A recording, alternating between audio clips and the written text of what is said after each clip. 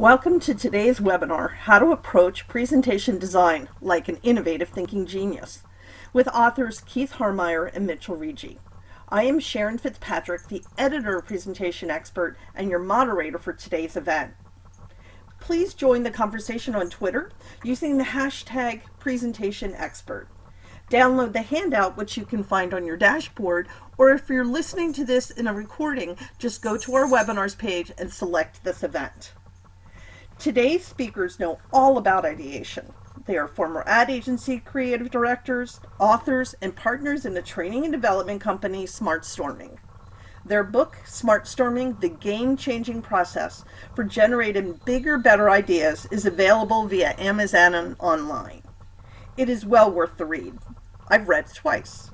We will be giving away an autographed copy of the book after our Q&A session. Innovation is the theme for today. We want to challenge you to think differently about presentation design so you can wow your audience with your designs. No more Me Too presentations, and no idea is too crazy. So prepare and bring your game. It gives me great pleasure to turn this over to Keith and Mitchell. Terrific. Thank you very much, Sharon. Thank you for the introduction, and welcome everybody. My friend and former colleague, a guy named Nolan Haines. Some of you may know Nolan or be familiar with his work. He's a presentation design expert. Recently, Nolan wrote on a blog post the following, and this is a quote: "If there's one thing that drives me crazy, it's seeing people putting together and designing a presentation before they even know what they're trying to say. It shows me yet again that idea generation is a vanishing art." So ideas, you see, we've become so focused on execution because of these amazing technological tools we have in PowerPoint and Photoshop and everything else. We've become so focused on developing and actually producing the presentation that we sometimes forget about the idea behind it. So today, that's actually what we're going to be talking to you about. Hold on. There we go. That's actually what we're going to be talking about, is ideas. We're not here today to teach you about the latest things in the newest version of PowerPoint or the coolest add-ons or tricks or hacks. You have plenty of access to that kind of valuable information with Presentation Expert. You get that all the time. We're here today not to teach you how to use PowerPoint better. We want to talk to you about how to use your imagination and your minds and your creative thinking abilities more effectively. See, we think that's actually the most important thing, maybe even more important than the tools and the skills you have, because it's the ideas that you bring to the table that are going to differentiate your work from everyone else's. It's really going to make it stand out. So Sharon did a pretty good job of introducing us. I just wanted to add a few other things. First of all, this is Keith. I'm Keith Harmeyer, and I'm speaking to you today from sunny South Florida also. I think someone named Marianne is calling in from Florida. And Mitchell, you there? I'm here, and I'm talking to you from New York City, so I'm going to pre-apologize in case you hear any construction noise or sirens or any kind of loud background noise. But you know, I'm happy to be here and honored to be speaking with you today. So as Sharon mentioned, thank you, Mitchell. As Sharon mentioned, Mitchell and I are both former advertising agency creative directors. And today, what we do in SmartStorming is deliver keynote presentations and training programs based primarily on innovative thinking, idea generation, group brainstorming, and creative problem solving. As Sharon mentioned, we co-authored the SmartStorming book. So the question is, why are guys who go around and talk about innovation and innovative thinking talking to you about presentation design? Well, first of all, let me say that Mitchell and I have individually and together written and designed countless presentations in our career. Corporate credentials presentations, executive presentations, sales presentations, you name it.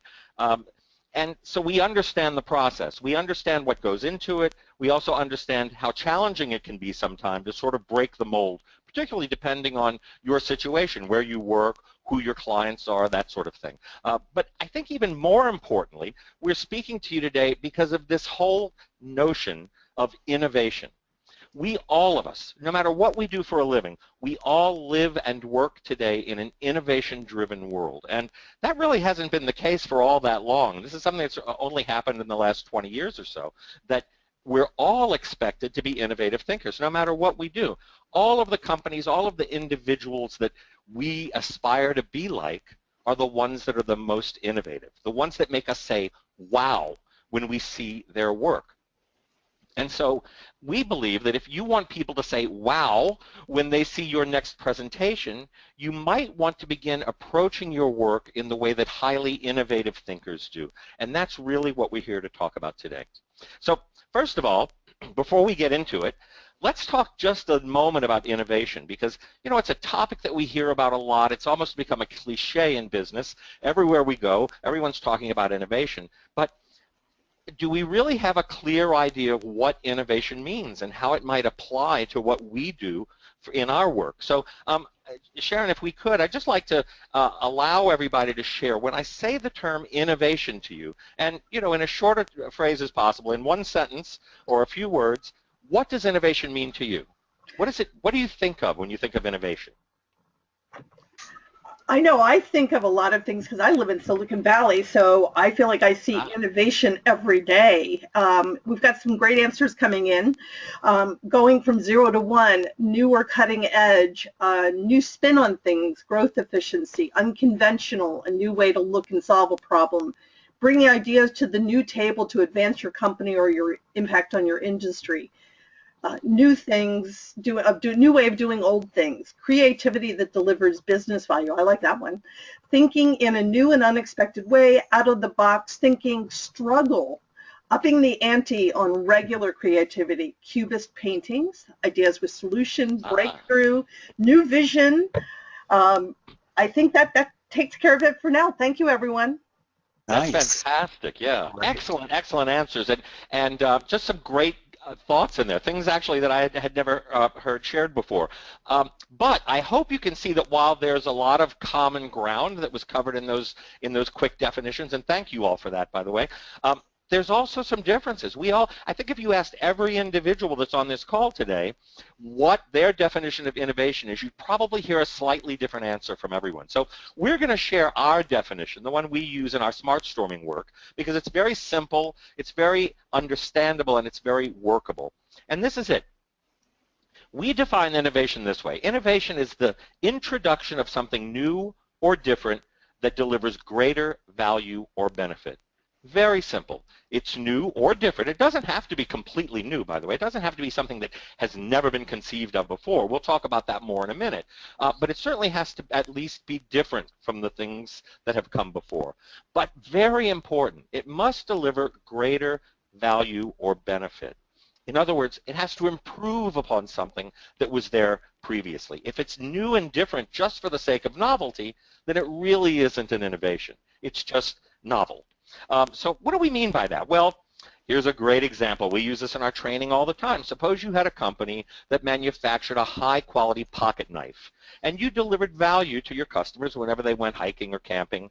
But obviously, if you could think more innovatively, you might transform that pocket knife into something even more valuable by adding more tools, by adding functionality, by making it incrementally better than the previous version.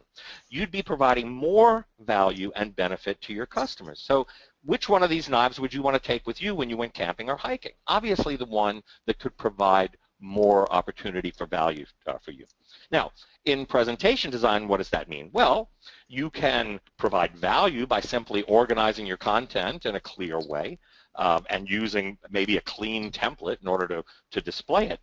But again, you could provide much more value and benefit to your audiences, to your presenters, if that's not you, by thinking more innovatively in the way you present that information, in the format, the visuals, the storytelling style, whatever. So hopefully that sort of sets the context. But in terms of what we're talking about today, that notion of something that's new or different that delivers greater value or benefit is going to be the basis of what we mean in innovation. Now, one more point I need to make about innovation, I think it's important for you to keep this in mind, is that there are really 3 different ways you can innovate something.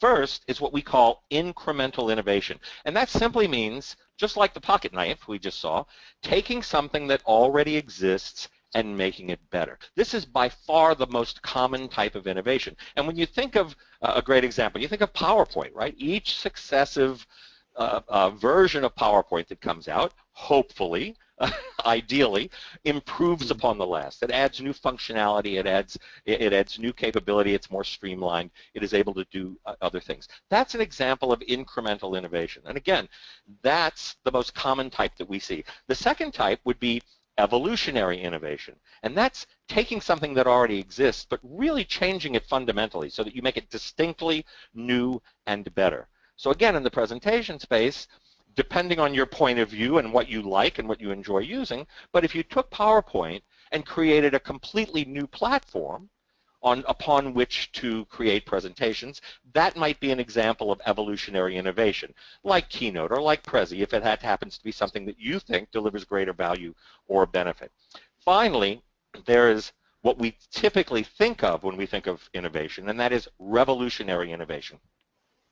These are things that actually disrupt the status quo. They're radically new and different. They're things that have never been done before, like the microchip or social media, things that really change the game. Now, you may be thinking, if you haven't thought about it before, what could you do in a presentation that would be revolutionary? Is there anything left that you could actually do that would completely change the paradigm? Well, I'm going to share an experience with you, and this goes all the way back to 2001, 15 years ago. This was a presentation that I actually worked on with a team of people that worked with me, and it was for the cable network TV Land. Now, this is for a roadshow sales presentation that they were doing to advertising agencies, actually. And we were lucky. TV Land has a lot of great content, a lot of funny stuff, a lot of amazing graphics, so we had a lot of good stuff to work with. So this was a traditional presentation in that we had a live presenter and we had a PowerPoint and on-screen speaker support. However, we decided to do something radically different, and that was, for the first time ever, as far as we knew, we introduced a wireless network of handheld computers into the presentation. Now, this is the compact iPad you're seeing on the screen. That was the first handheld computer. They were so new at the time that we couldn't buy them in stores. We had to source them on eBay from private sellers, and the agency had to buy about 70 of these handhelds. Every person in attendance was given one to use only during the presentation, but what we did was we actually delivered content over the handhelds as well. We did polling, we did interactive games, we streamed video, we had a welcome message from the president of the network, and all of this content was interspersed throughout the traditional presentation. At the time, this was radical and revolutionary, and again, to the best of our knowledge, no one had done it yet because the devices were so new. So you can see, by thinking outside the box, can you think outside simply the screen and the presenter? What else could you do in that room or in that presentation that could be radically different and innovative? And look, let me just acknowledge here that TV Land fortunately had the resources to do this, and we had an IT team to help us make it happen. But we did it, and it worked flawlessly, and it really changed the game in terms of their presentations. So just for a minute, I'm not going to ask you to share at this point because we're going to do it later, but based on what we've talked about so far, I just want you to think for a second that in your next presentation, the next time you sit down to start designing a presentation, what might you be able to do that's new or different that will deliver greater value or benefit, that will make your presentation better than the last one you could do? What kind of things could you play with? What kind of things could you change? And just keep that in mind. And look, we wanted to say this. I think we all agree that we've seen enough Me Too presentations and that enough people have been lulled to sleep by status quo work. Everybody knows the expression death by PowerPoint, right? We've seen enough of that kind of thing. What can you start to do? How can you start to look at your palette, at your canvas, as a presentation designer that's going to elevate your work to the next level? That's what we want to talk about today. Here's a key point, and it gets back to what Nolan Haines said in his blog post. It all starts with an idea. All great work starts with an idea. So how are you going to make your audience say, I've never seen anything like that before? And more importantly, how are you going to use that to get them to take the action you want to take as a result of your presentation? And remember, it all starts long before you start actually doing the designing. So if you want to do this, if you want to be a more innovative presentation designer, we think you need to start approaching your work as innovative thinkers do. And that's what we're going to talk about today. What would it mean? What would the traits be? What would the steps be that you would take as a presentation designer to approach your work more innovatively? So here are the 6 areas we're going to talk about. First of all, innovators always have an in-depth understanding of their audience. Whoever it is they're trying to serve, they need to know what matters to them. Next, innovators always have a crystal clear vision of what they're trying to accomplish before they start their work. Again, very important, and we'll talk about that more. Next, innovators engage their imaginations very actively by playing a game we call what if, by considering possibilities that they might not consider otherwise. Next, innovators do audacious things. In other words, they try new and different things. They break new ground. They don't just stick with the status quo. Very important, innovators are willing to fail. Now, we're going to talk quite a bit about that, but they're willing to fail at least temporarily, because all innovators know that failure is a necessary step on the road to success. And finally, they measure their success. They benchmark their work against a standard of success that they establish ahead of time in order to learn and do better in each successive attempt. So we're going to talk about these 6 areas today, and let's get right into it, which is knowing your audience. So we said that in order to be an innovation, something has to deliver greater value and benefit. Well, how can you possibly do that if you don't have a thorough understanding of the people being presented to? Now, let me just say up front, for those of you who create presentations for other people, you have 2 audiences. You have the final audience that's going to watch the presentation, and you also have the presenter. So you need to deliver greater value and benefit to them as well. So you have to do double duty here and really get to know both of those audiences and serve them in the best way you possibly can. But when we talk about getting to know the audience, who are they? What are their needs? What are their wants? What are their challenges? Mitchell and I were talking about this, and we thought, instead of thinking of yourself as a designer and a producer of slideshows, try thinking of yourself as an experience architect. What experience do you want to create for your audiences? Nancy Duarte always talks about taking your audience on a journey from what is to what can be. That's the way to think about this. Now, we use a technique that we teach in our training. It's called grokking. I'll tell you that Grok is a term that was coined by the author Robert Heinlein in his science fiction novel from the 60s called Stranger in a Strange Land. But a more current, somewhat more current example of it is Mr. Spock doing the Vulcan mind meld. For those of you who are familiar enough with Star Trek, when Mr. Spock would put his hand over someone's face, he could become one with them. He could actually feel what they felt and understand what they understood. So that's what grokking means. It means to understand or know someone at a deeper, more intimate level. So let's try it. You're not going to have to type anything here, but just think about it. What I'm going to encourage you to do is think about someone in the audience for your last presentation. Now, if you're fortunate enough to be able to think of a specific individual, that's perfect. If not, think of the type of person or the group that attends a presentation that you create. Who are they? And I don't just mean what do they do for a living, what's their job title or their role. Who are they as people? What are they like? How old are they? How young are they? Do they tend to be a conservative group? Do they have great senses of humor? Are they younger and more open-minded? And as you begin to think about that person or that group of people as people, what matters to them? What do they really need to hear in your presentation to make an impact on them, to move them to the next place? What do you really know about them? Can you Google them and find out a little bit more about them? Could you ask questions of people who do business with them on a more regular basis to find out who they are?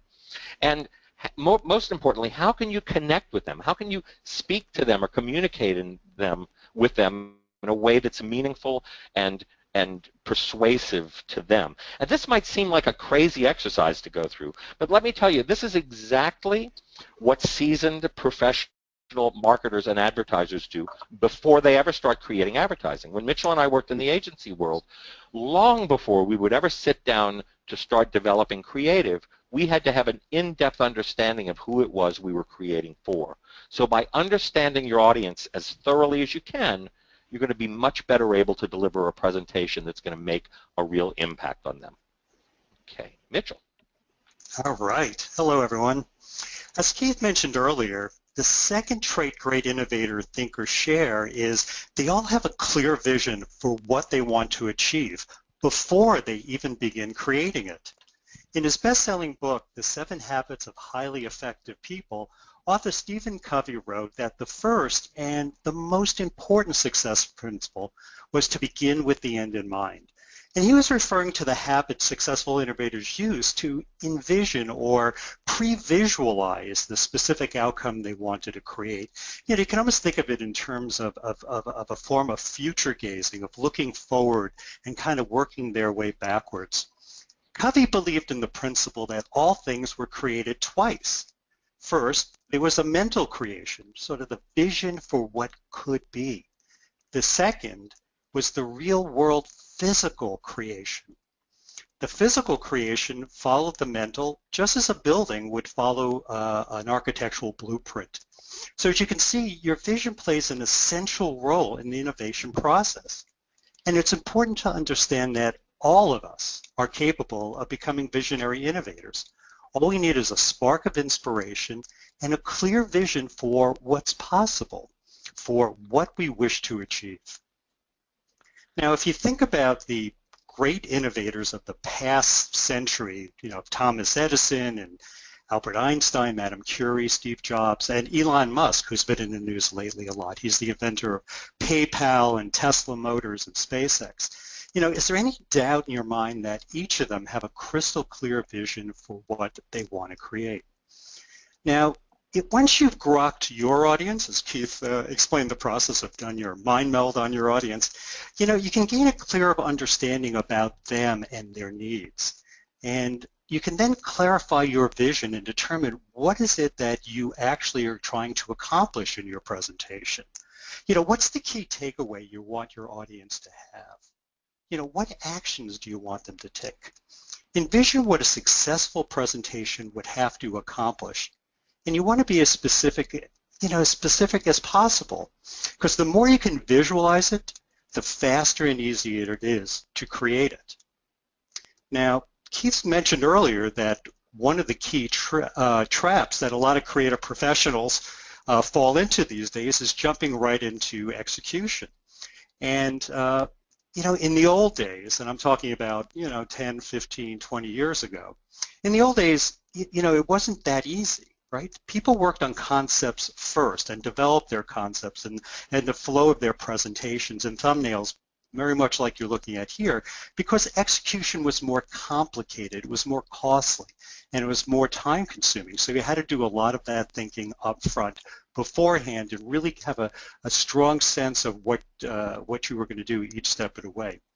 So, but, technology's changed all that. Nowadays we just fire up Photoshop and PowerPoint and boy, we're just off to the races. We want to create. And, if you're a creative-minded individual, that's what you really want to get to. You want to get to the good stuff, to create it, start playing with layouts and typography and all that sexy stuff. But, we're going to encourage you to try something different the next time you start a new presentation. And that is try and sketch it out. When storyboard it first on paper, or you could work on napkins or post-it notes. I'm always sketching little things on napkins when inspiration strikes. And what you're looking at on screen here, actually this image is really our actual thumbnail concept storyboard for a new training program we were designing. This was, we were figuring out the PowerPoint and how our idea would flow from beginning to end and all the major parts that we really wanted to think through. And working this way is very valuable because what it does is it gives you a conceptual overview of how the ideas will flow from beginning to end, and everything stays very fluid and changeable. again, you want to work on your ideas first, right? Then sit at the computer and make it real. If you do this, you'll see how much richer and more innovative your work could be. Now, remember, your vision, your big idea, not only serves as your inspiration, but it also serves as your North Star, pointing the way from where you are today, right now, to your desired future destination, which is you want your next presentation to be a big game-changing presentation. So if you drew a straight line from where you are today, right, and what you would like to achieve in the future, that would be your mission line, or sometimes it's referred to as a purpose line. And every decision you make in terms of content, layout, typography, design, technology should be measured against achieving your goal based on your vision. Ask yourself, is this choice going to move me closer to achieving my objective? If not, you should probably forget about it because it's probably either trivial or decorative or a distraction. Keith also mentioned that innovators love to play a game called What If, and we play this game all the time with our clients to really help expand their thinking. And while a lack of knowledge and skill and experience can all be underlying causes of a poorly designed and executed presentation, perhaps the most damaging or what undermines presentation success the most is really lack of imagination. Right? That's the cause of so many uninspired, lackluster presentations. True innovators, they don't conduct business as usual. They proactively search for new and better ways of doing things. They depart from the status quo, and by the status quo, we mean those things that are safe and reasonable and expected. So if you want to play the what if game, it requires two things. First, you have to have new and interesting creative stuff in your head to play around with. And the more mental stimuli, and by stimuli we mean, images, words, information, and ideas you have to play around with, the more imaginative and innovative a thinker you could be. The way you get that stuff is by continuously stocking your creative reservoir, and that's that incredible organ between your ears, before you go fishing for ideas. Our minds are like sponges that soak up and retain words and images and information, data, etc. When searching for ideas, all these mental stimuli stimulate new and different creative associations and connection. And that's where those aha ideas come from. So make sure you're always filling your mind with fresh new sources of inspiration. It could be visual, conceptual, technological, all of it. And one great way to stock your pond is to do exactly what you're doing right now. And that's take advantage of organizations like PresentationXpert and all the new information and inspiration they have to offer. But it's also important to always be searching for new ideas and inspiration, even from sirens, like I don't know if you're hearing that right now. But thanks to the internet and technology and social media, new stimuli are everywhere. We see it online, in movies, in television. If we go to museums, we watch plays, it's on our cell phone, and even in casual conversations with others. Be on the lookout for anything that might provide that catalyst, that new idea or insight that you can use in your next presentation. I make notes a lot, and I recommend this a lot too, to make notes of those things that kind of impact you, that spark your imagination or your thinking. And it's important not to be afraid to borrow or mimic or even steal great inspiration you see. Actually, one of the easiest ways to learn how to do new things is by copying things you admire. Now, I'm not suggesting plagiarism here, but if you just mimic those things that excite you and then give it your own unique personal twist or interpretation, and you can make it your own. That's a great way to start introducing new things into your presentations. Now, the second thing you need to do to play the what-if game is to question any and all assumptions you have about the work you do. Now, what assumptions, think about, like, what do you assume you must do? And what do you believe that you can't do? All right, so if you're wondering just what an assumption is, an assumption is really a preconceived notion, or it could be a belief or an idea you have in your head about the way something is or the way something should be. In other words, it could be something you can or cannot do. Now, the thing about assumptions, which makes them kind of sneaky and onerous, is that assumptions are really unexamined beliefs or ideas that we perceive to be true, but often have little to no evidence or proof to support it, right? But they become huge obstacles in innovative thinking. They create those sort of do's and don'ts that we carry around in the back of our minds. And they often limit and sometimes block the curiosity and urge to explore and to play around with new and different combinations. Assumptions really undermine your best critical thinking and your creative problem-solving abilities.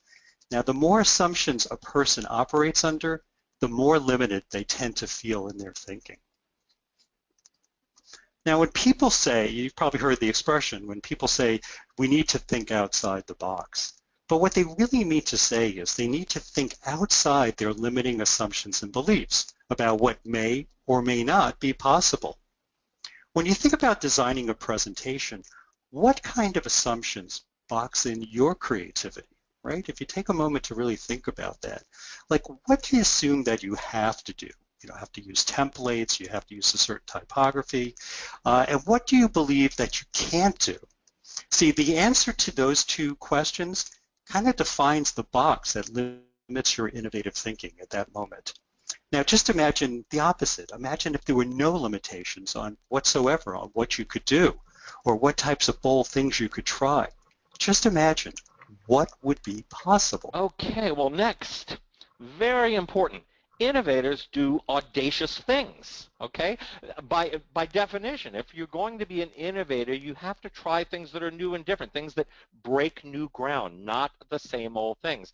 As I mentioned earlier, this notion of what innovation means, right? We sometimes get intimidated or overwhelmed by the notion of innovation. We think we have to come up with something that's never been done before, that's radically new and different, that no one's ever seen.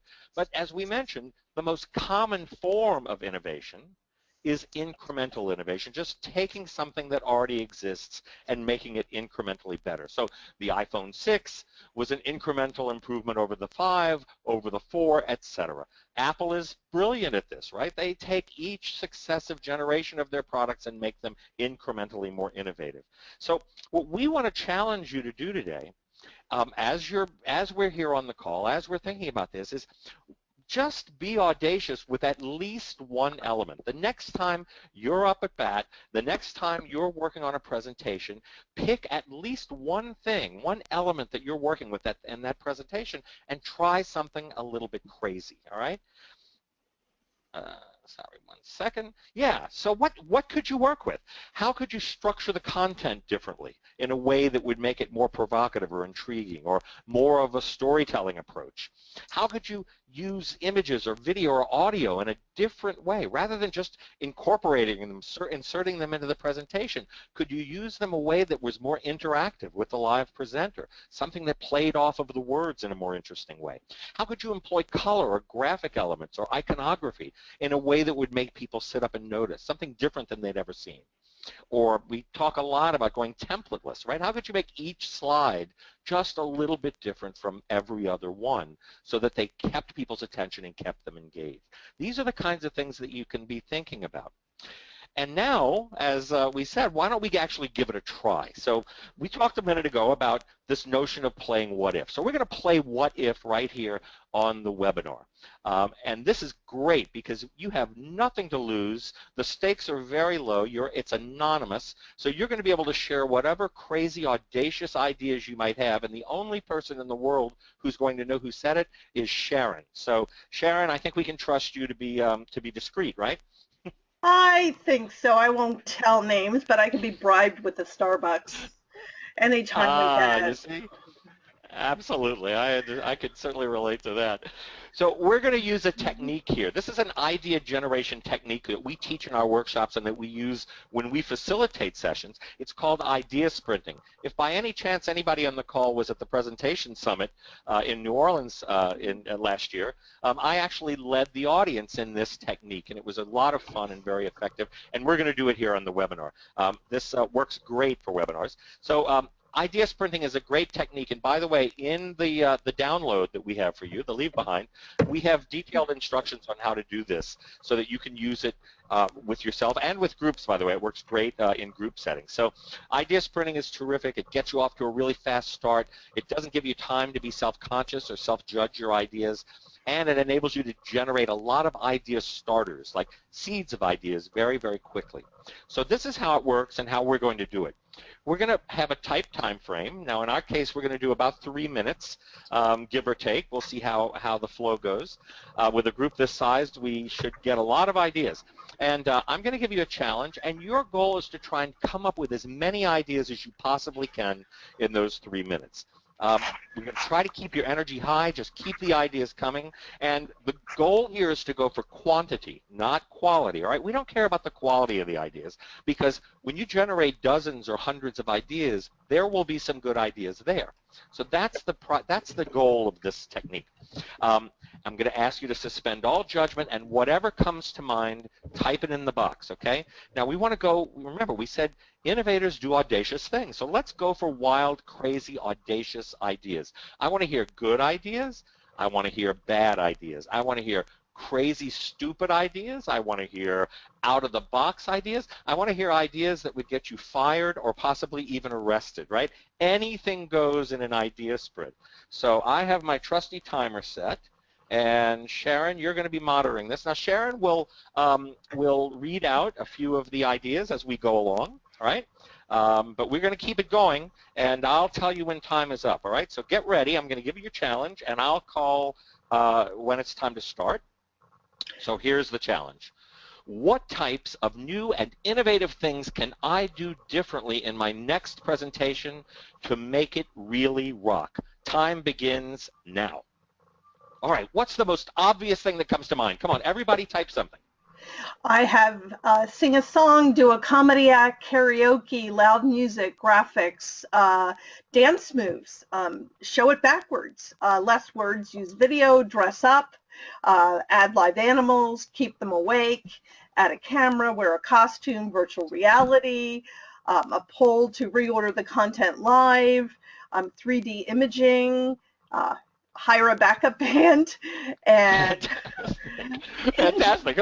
If you had no technical or budgetary limitations at all, what would you do? Come up with something. Insert a non-template and very different slide into the presentation, increase that number of slides in successive presentations until there's a complete non-template presentation. Wow. Wow. Great. That's an interesting one. Yeah. We have somebody that said bring wine. Perfect. Perfect. And or it was National Margarita Day yesterday, so margaritas. Bring a llama. Get rid of. I always like monkeys and clowns. I say monkeys and clowns make anything better. So yeah, I like that idea. Llamas. Get rid of PowerPoint. Get rid of the speaker. That would be interesting. Ask anybody in the audience if they want to go present. Get naked. Slides with double the size. Let's see what else we have. Interactive gaming, heavy metal bands, have a blank screen and help them fill it, have attendees take over the presentation, use music backgrounds, hand out food, take them on a flight, excuse me, not fight. Or either one. Yeah, hands-on stuff. Embed audio clips of audience testimony, an icebreaker in the beginning, wear a question mark, lead with a joke, a mime, have a mime do it, have audience interact with the presentations, gymnastics, a skit, use a dragon, incorporate rock songs, change fonts and colors, play Justin Bieber, only if forced, skit for a role play, have a sing-along, juggle, quiz show, make them dance, bring candy, start a fire, throw candy, funny voice, reverse evolution, cooking, funky music, hologram, have the group change seats every hour, like a movie, add interviews, fireworks, take it out of the building, hypnosis, one-person dramatic dialogue, serve chocolate, use no slides at all, just appeal to the human via conversation, bouncing balls, projection mapping,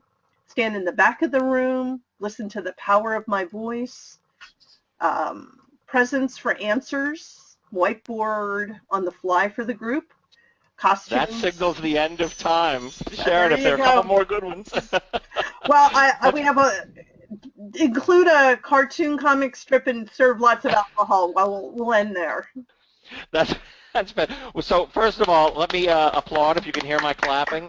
Fantastic job. And Sharon, I need to acknowledge you. I don't think you took a breath for 3 minutes. I'm not really sure how you did that, but that was pretty cool. But I want to acknowledge everybody on the call. So hopefully you got a sense of going through this fun exercise. And by the way, this is a real legitimate idea generation technique that we have used this technique at Google, at Under Armour, at NBC Universal, with big corporate clients. We use this technique to help them get their sessions off to a fast start and generate ideas. And so you can see, if you just go through this little exercise for 3 or 4 or 5 minutes by yourself or with a team, if you have the opportunity to work with a group of people, you could come up with so many different areas that you could explore. Now, I just want to say that obviously some of the ideas were crazy, some of them were impractical, but I heard a ton of ideas in that list that were provocative and interested and started me thinking, so I hope it did for you too. And whatever you came up with, whatever you heard that's interesting, I want to encourage you, make a note of it, try to keep it, because the next time you go up to bat and you start looking for new and different ways to do things, this can be part of that stocking the pond, part of a source of inspiration. By the way, people who talked about putting music, that same agency where I did the handhelds, for the Fuse network, another cable network, we did a presentation where we had a live DJ in the room who underscored the entire presentation. Live presenter, screen, and a DJ who was actually using music and scratching and things like that. So man, give those things a try when it's appropriate. And by the way, we understand that every presentation doesn't allow you to do things that are that crazy, but there are degrees of audaciousness, and you can find ways of introducing something into the mix, no matter how conservative an organization you work for. You can look for ways to spice it up and make it incrementally better. Excellent job, everybody. Well done. Okay, Mitchell. Okay, great job, everyone. And you know, you all had nice, risky ideas, and you know, innovators aren't afraid to fail. They're all natural risk takers, and they understand that failure is an important stepping stone to success. They learn that something new and important comes from every failure. And what they do is they make adjustments, they make changes, and they try new and different things. The only time you ever really fail, when you think about it, is when you give up or you give into discouragement. Now, Thomas Edison was one of the most successful and prolific innovators of the 20th century, and he understood this. He had over 2,300 patents worldwide. And there's a famous story about how Edison failed over 1,000 times when working to find a suitable long-lasting filament, you know, a certain material for his incandescent light bulb. But when a reporter asked him about it and what it felt like to fail so many times, Edison just replied, said, "I didn't fail 1,000 times. The light bulb was an invention with 1,000 steps." And that's a really great attitude, isn't it? You see, Edison understood the importance of experimentation, of trial and error, and from learning what worked and what didn't work. Right? He kept his focus on what he wanted to achieve and experimented with different combinations of things until something worked. And by the way, if you're curious, here's what 1,000 failures look like.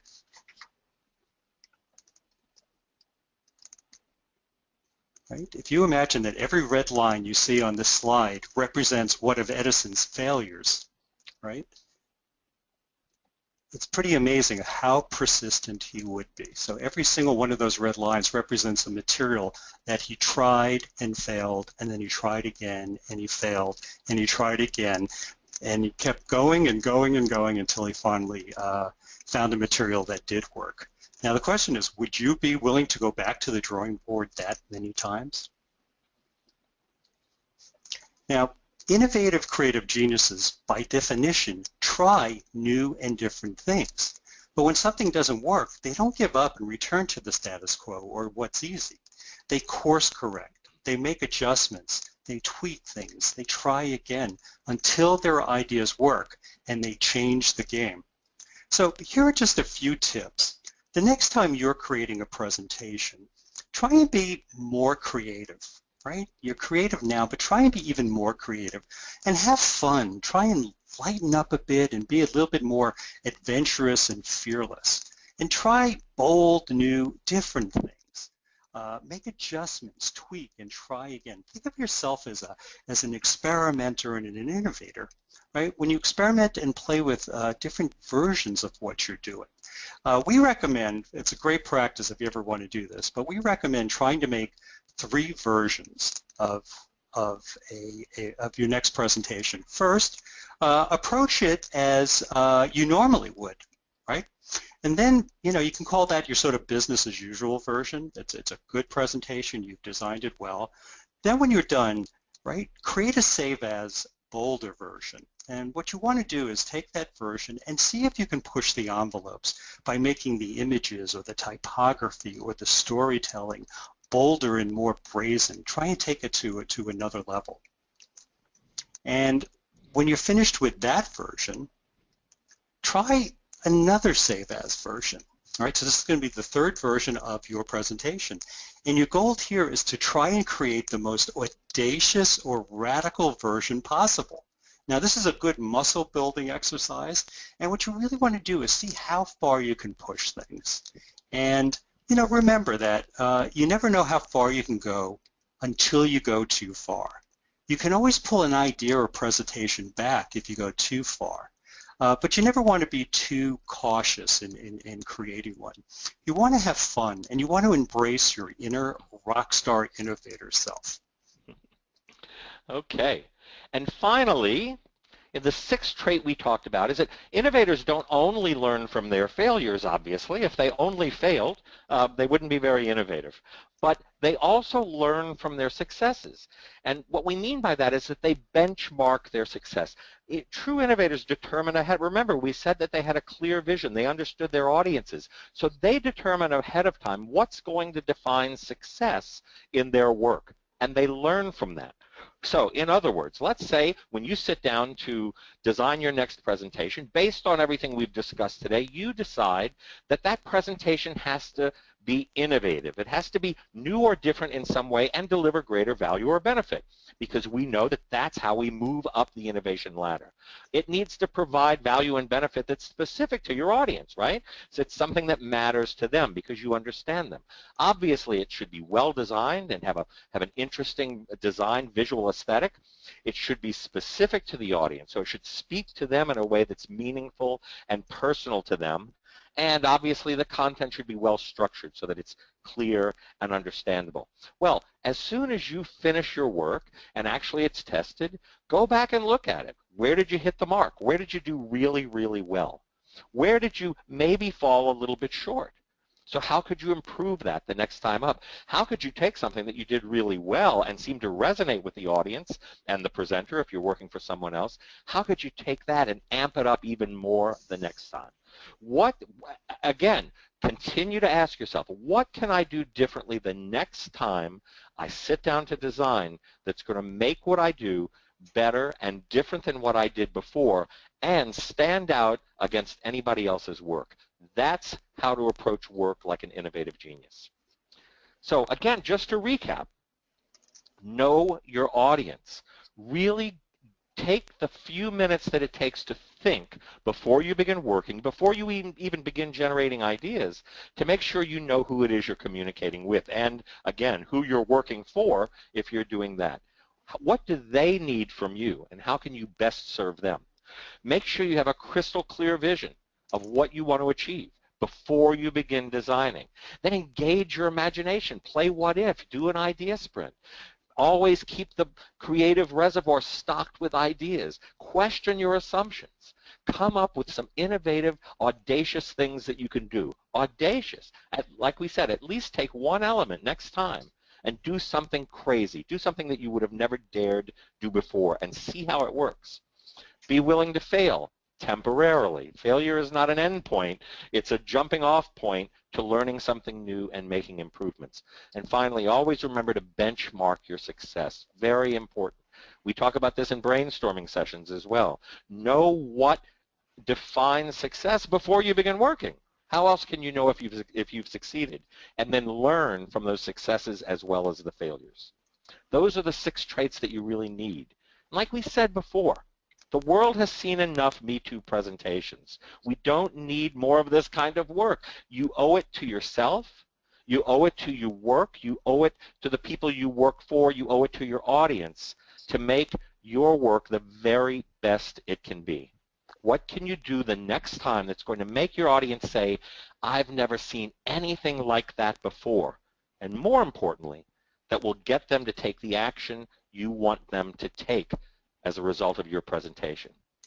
Always remember, it starts with your idea. Thank you all very, very much. And Sharon, I think we have some time for some questions if people have some. We do. This is one you can tell it's our audience. They're looking for resources for stock images because you're getting a lot of kudos for the images in your presentation. So Mitchell, that might be a Mitchell question, so I'm going to let you guys decide. It is definitely a Mitchell question. Okay. Actually, there's some really great resources out there. What we do is we use a company called ThinkStock, and that's just one word. It's like the word think and stock put together.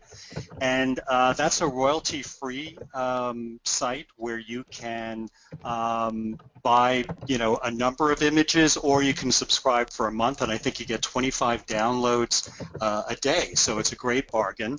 There's also, for really very high quality images, you can go to unsplash.com, and those are also royalty free.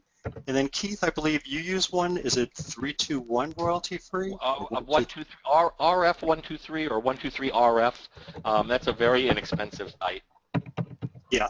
Now the key with obviously sourcing images is you have to sort through a lot of stuff that's kind of more typical boring stock to find some real gems. So you have to be very discerning. Sharon, I would also add, I mentioned Nolan Haines earlier, my friend. First of all, I'd like to, if Nolan is on the line, I don't know if he is, I'd like to thank him because Nolan allowed us to use some of his slide design as some of our examples of how to do it well. So Nolan, if you're out there, thank you. And I do know that Nolan has a download that he shares with subscribers that has stock image resources as well. So if people want to check in with Nolan, look him up. They might be able to get that from him. There's also a number of resources on our website that you can check as well. But yeah, I use 123RF as well. I use Big Stock. So I think there are a number of options that you have. And it's not just slides, but also some video. You get some great videos off of it. So. If I could just add for those, because I know this is an important topic for all of you. It gets discussed whenever presentation designers are together. My partner Mitchell is the, I was the writer, he was the designer in our work together in advertising. A big part of the reason the images are good is because it takes time. So I would encourage you to carve out some time to really go through the stuff and find things that are provocative and interesting, because I know Mitchell spends a remarkable amount of time doing that. So the resources are important. Also, the effort you put into it is equally important. Right.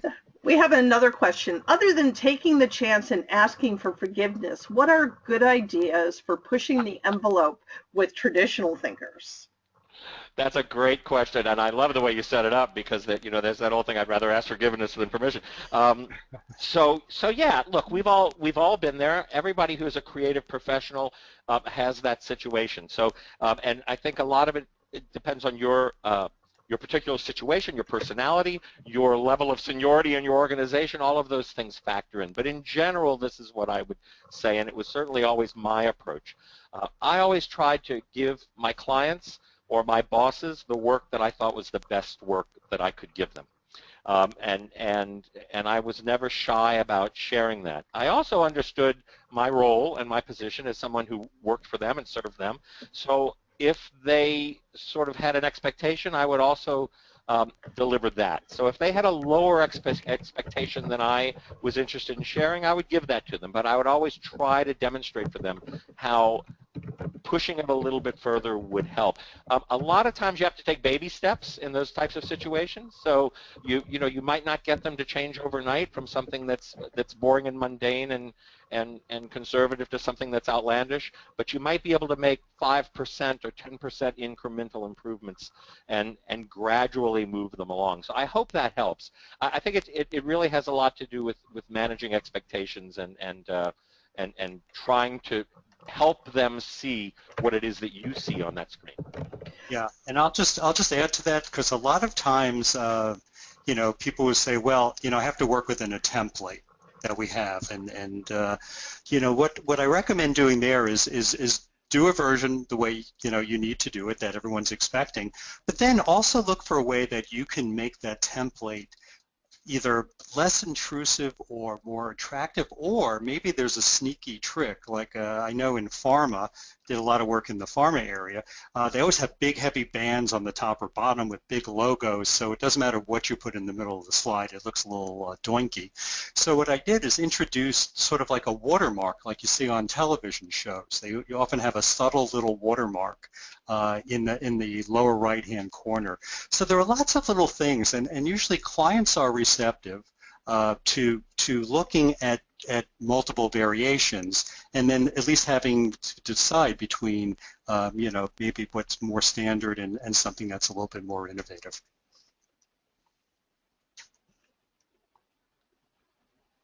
Yes, I think that's true, and I think we all struggle with the innovation. I think it's, that out-of-the-box thinking is really what helps us stand out in what we do as well. So it's really important. We have somebody who says they're curious to see what you guys think about a possible trend that they're finding at their clients, that they don't want to use PowerPoint. They want to use something else to present. Are you seeing that as a trend, or? Well, I'll start. Certainly it's a trend as compared to before there was anything but PowerPoint to use. So yes, we certainly see more people. In certain circles, in certain industries, in certain groups, there is a real push to use more graphically, what is perceived to be more graphically powerful stuff like Keynote. So we definitely see that. And I think the vast majority of TED Talks with the people who use images, I think I read someplace are done in Keynote. So we do see some of that. That said, we also see a lot of people that are firmly committed to PowerPoint, and certainly the newest versions of PowerPoint that are out there are making a lot of things more possible. So, but yeah, I'm this is Keith, by the way, and I'm a part of the professional speaking world. So I belong to the National Speakers Association, and there are a lot of speakers out there that like to work in Keynote because they like the animation capabilities that it gives them. So we're certainly seeing some of that, and we certainly hear things about Prezi. So Mitchell, anything to add to that? No, it's just, people are looking, I think there's a lot more video being added to it. It's things that bring presentations alive. That Periscope we were talking about, accessing that through, so, you can almost see PowerPoint or slides in a way that becomes a vehicle to bring motion and animation and I hate to say razzle dazzle, but things that engage people's senses more. I'm assuming in the future we'll have 3D ways to look at all this stuff in 3 dimensions or virtually. So there's a lot of exciting changes coming down the line. So we have one final question, because I know we're running short on time, and I think it's a perfect one to end on, which is, what is an innovative way to end a presentation, not using just thank you or Q&A? And I think that fits perfectly into your next slide. It sure does. Well, I want to challenge you, all of you, to come up with an innovative way of doing that. But I would suggest a great starting point is to say, well, what do I not want to do? Which is end it with a closing slide, a repeat of the title slide, or a slide that says thank you, or a slide that says Q&A. What could I do? Could I play a piece of music to exit the room? Could I play some interesting media or video to exit the room? Could I end on some sort of an interactive element where I actually had the audience help me close the presentation. I would just encourage you to expand your thinking there and see what you can come up with. And here's a great tool to help you do that. And we can have drum roll, please. The winner is Hillary Miller. You had the most ideas during the idea sprint, and we'll contact you to get your address, but congratulations, you won the book.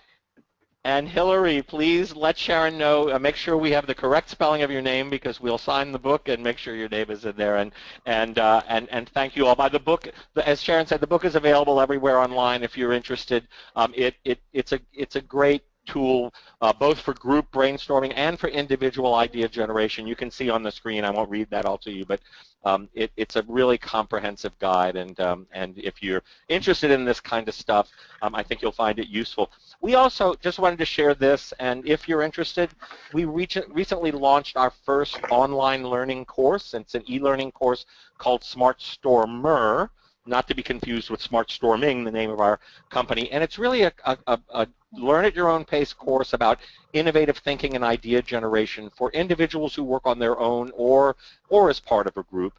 So if you're interested, again, you can see what's there. It's a full day program translated into an online version. It has quizzes and a great course guide. That's the direct landing page about it. You can also learn about it on our website, which is smartstorming.com. Very easy. The one thing you won't find anywhere else is that code.